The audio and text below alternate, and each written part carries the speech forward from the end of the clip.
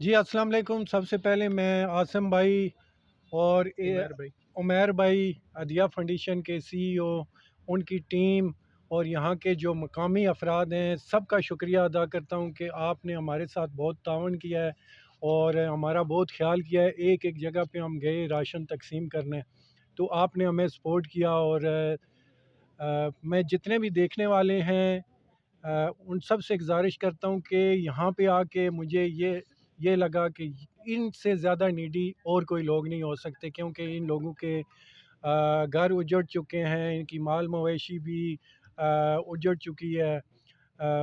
तो इनके पास खाने के लिए इवन राशन नहीं है, पानी के बड़े मसाइल हैं।